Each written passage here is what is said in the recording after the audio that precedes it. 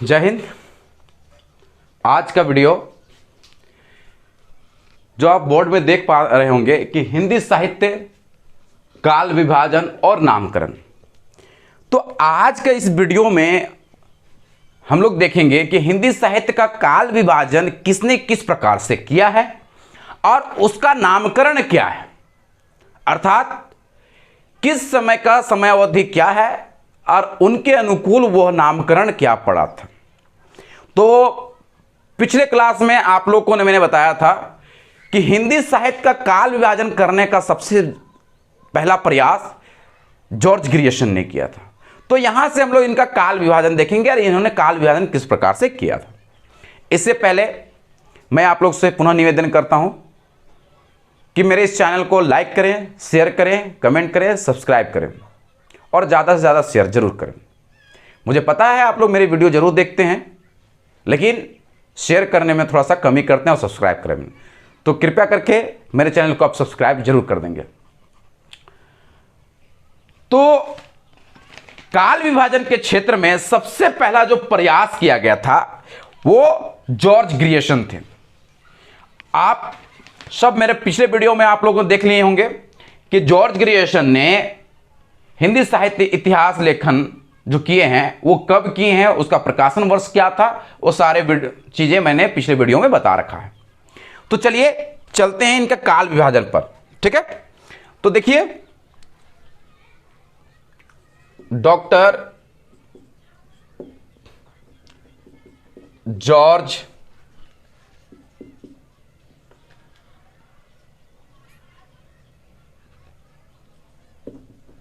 Grierson. ठीक है, George Grierson का जो काल विभाजन है वो किस प्रकार से है इसको आप देखेंगे। तो पहले काल को, पहले समय के अवस्था को इन्होंने चारण काल कहा। ठीक है, चारण काल। और इसका समय अवधि जो है, चारण काल का समय अवधि वो 700 से 1300 विक्रम तक माने।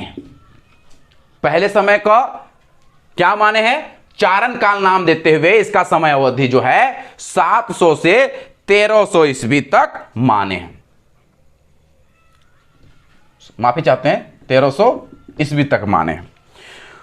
दूसरे इसका जो है काल विभाजन करते हुए दूसरा जो चरण इन्होंने रखा है उसका नाम है 15वीं शताब्दी का धार्मिक पुनर्जागरण। 15वीं शताब्दी का धार्मिक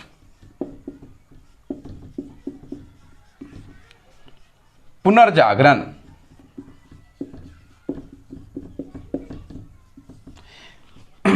फिर आप लोग का आगे चलकर बताएंगे कि इनमें और रामचंद्र शुक्ल के ग्रंथ में क्या अंतर है। देखिए आप एक चीज गौर कीजिएगा कि पहले का काल विभाजन करते हुए पहले इन्होंने चारण काल नाम देते हुए इसका समय अवधि इन्होंने कर दिया, लेकिन देखिएगा कि दूसरा जब इन्होंने किया तो क्या क्या 15वीं शताब्दी का धार्मिक पुनर्जागरण नाम दिया। यदि आप किसी का समय अवधि बताते हैं तो समय अवधि के अनुसार चलना होगा या तो फिर उसका प्रवृत्ति के अनुसार चलना होगा। दोनों में से आप किसी एक को लेकर चलने से उसका काल विभाजन और नामकरण सही बैठता है। तो अगला नाम इन्होंने दिए थे तीसरा, जायसी की प्रेम कविता। अब समझिएगा जायसी किस काल के कवि थे। आप जब आगे भक्ति काल में देखेंगे तो जायसी आपको भक्ति काल में देखने को मिलेंगे। चौथा, ब्रज का कृष्ण संप्रदाय। ब्रज का कृष्ण संप्रदाय। और पांचवा, देखिए अब भक्ति काल के दोनों अवस्था है और भक्ति काल को एक क्या किए हैं भाई, तो प्रेम का रूप में अलग बांटे हैं, जैसी को दिखाए हैं। अब ब्रज का कृष्ण संप्रदाय में, अब देखिए कि कृष्ण संप्रदाय में सूरदास भी आते हैं, कहीं कहीं आपको कबीरदास देखने को मिलेगा और तुलसीदास ने भी रचनाएं की हैं। और साथ ही साथ इस संप्रदाय के कुछ कुछ चीजें जैसी भी कृष्ण भक्ति को लिखे हैं, लेकिन भले ब्रज में आपको कम देखने को मिलेगा, लेकिन है। पांचवा जो है मुगल दरबार। मैं आगे वीडियो में सभी का तुलना करके आपको दिखाऊंगा कि किस काल को किस प्रकार से लोगों ने अपने आप में बांटा है और उनमें अंतर क्या है, विशेषता क्या है, मैं अगले वीडियो में आप लोगों को जरूर बताऊंगा। छठा है, फिर देखिएगा, छठा है तुलसीदास। अब यहां पर थोड़ा सा अंतर देखिएगा तो क्या है, तुलसीदास कृष्ण संप्रदाय और जैसी एक साथ आते हैं, लेकिन इन्होंने बीच में क्या किया, मुगल दरबार डाल दिया।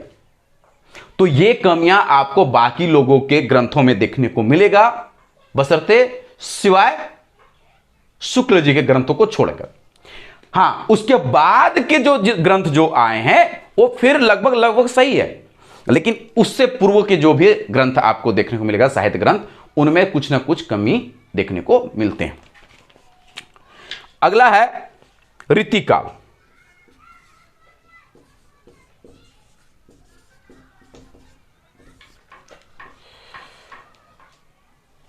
आप लोगों से निवेदन है कि नोट करते जाएंगे, क्योंकि लंबी काल विभाजन मिला है। लेकिन हम लोग जब हिंदी साहित्य के इतिहास के बारे में जानते हैं तो हिंदी साहित्य के इतिहास को मात्र 4 भागों में बांटा गया है, सिर्फ 4 भागों में। और थोड़ा देर के लिए मैं उसको भी बता देता हूं कुछ इसको रफ करके कि वो 4 भाग कौन सा है, तब आपको ज्यादा समझ में आएगा कि ये काल विभाजन जो है किस प्रकार से सही है या गलत है, ये आप भी इसमें देख सकते हैं। तो काल विभाजन यदि आप देखते हैं, इनको छोड़कर, अभी जॉर्ज ग्रेसन की बात नहीं कर रहे, थोड़ी देर के लिए जो सर्वमान्य रहा है वो उसके अनुसार थोड़ा सा मैं बता दूं कि पहला जो है आदिकाल माना गया। ठीक है, इसका समय 1050 से 1375 माना गया। फिर है भक्ति काल, इसका समय 1375 से 1700 माना गया है। ठीक है, तीसरा आता है रीतिकाल, जो 1700 से 1900 माना गया है। और चौथा है आधुनिक काल, जिसे 1900 से अब तक। ठीक है, ये सर्वमान्य के अनुकूल में ये आता है। लेकिन अभी हम लोग क्या देखेंगे कि किसने किस प्रकार से काल विभाजन किया है, इस पर ध्यान देना है। तो आप लोग जो पहले से नोट करना चाहते हैं इसको नोट कर सकते हैं। मैं पुनः जॉर्ज ग्रियर्सन के काल विभाजन पर आता हूं। ठीक है,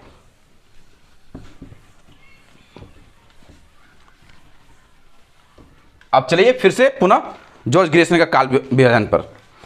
अब 8वां जो है, इन्होंने जो विभाजन किया है, 8वां जो स्थान दिया गया है, 8वां नंबर में ये कहते हैं कि तुलसीदास के अन्य प्रवृत्ति, तुलसीदास के अन्य प्रवृत्ति। ठीक है, 9 नंबर में है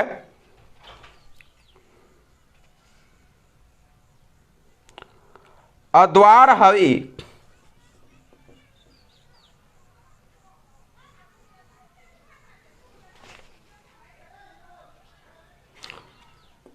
अठारहवीं शताब्दी। 10 नंबर में देखिए कितने तरह से इन्होंने विभाग। कंपनी के शासन में हिंदुस्तान, कंपनी के शासन में हिंदुस्तान, और 11 नंबर महारानी विक्टोरिया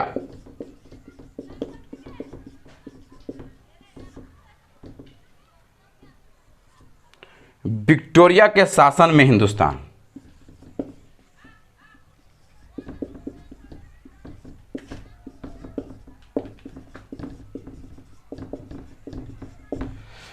तो इस प्रकार से इन्होंने कुल मिलाकर 11 हिंदी साहित्य के इतिहास को 11 खंडों में विभाजित किया, जो काफी लंबा चौड़ा देखने को मिलता है।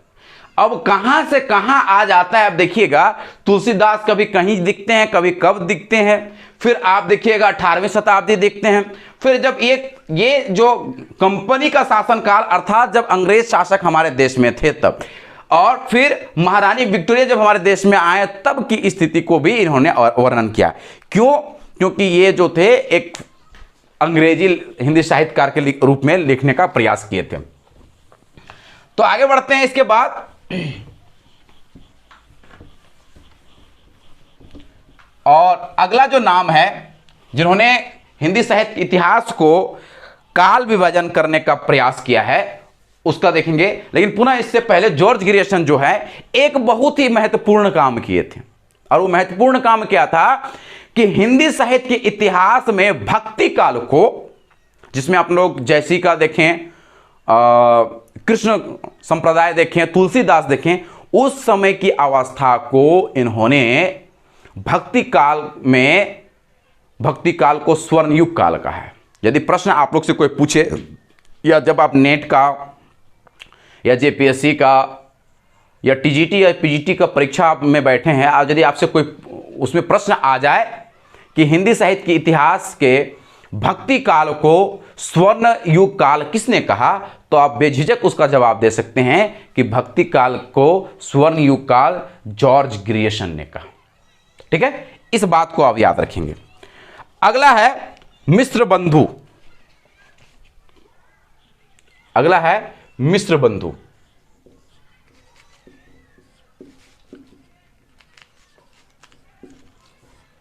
ये मिश्र बंधु, इनका जो काल विभाजन है उस पर आप गौर कीजिएगा।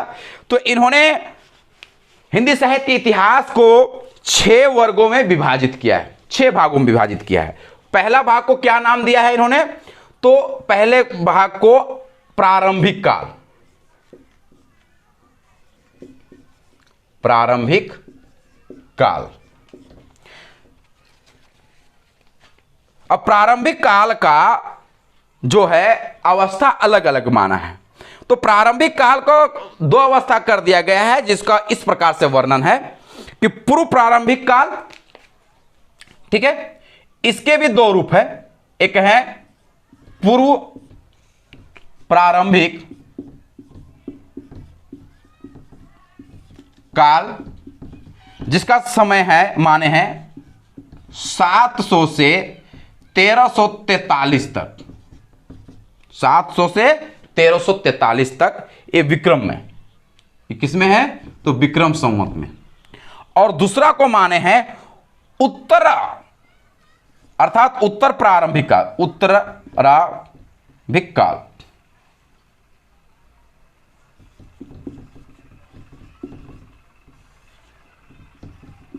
इसका समय अवधि जो है 1344 से 1444 तक। अब देखिए आदिय काल को या प्रारंभिक काल को, पहले चरण को इन्होंने क्या किया, 2 भागों में बांट दिया। ठीक है, दूसरा विभाजन इन्होंने क्या किस नाम से किया, तो मध्यकालीन काल नाम दिया। दूसरे भाग को इन्हें क्या नाम दिया, माध्यमिक काल, माध्यमिक काल। अब माध्यमिक काल को भी इन्होंने 2 भागों में बांट दिया। अब माध्यमिक काल को किस किस नाम से बांटा है इन्होंने, तो देखिएगा पूर्व माध्यमिक काल,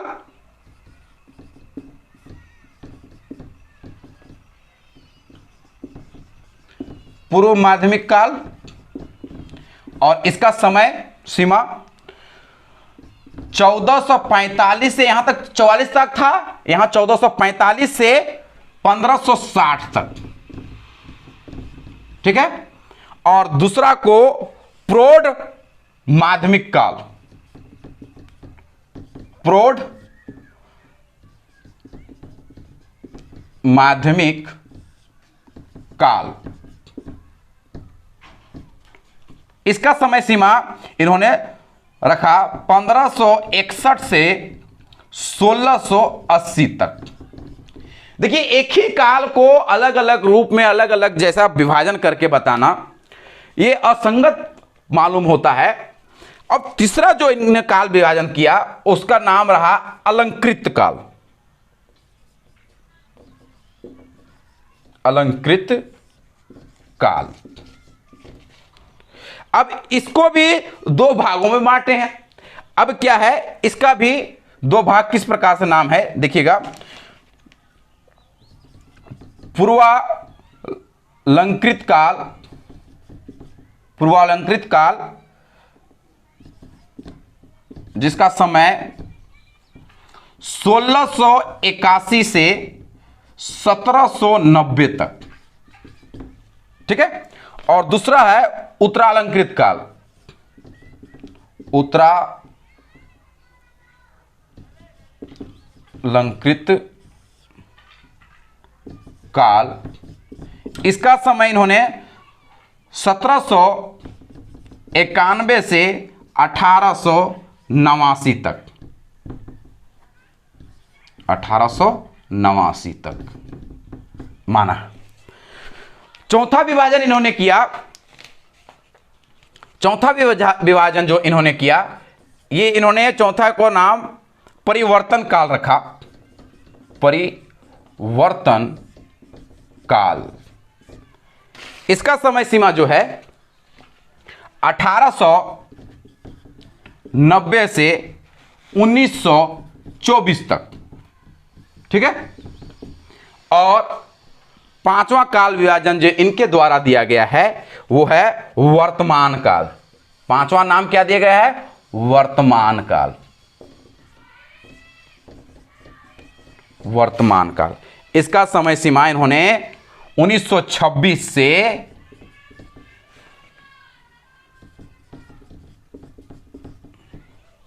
अब तक माना है।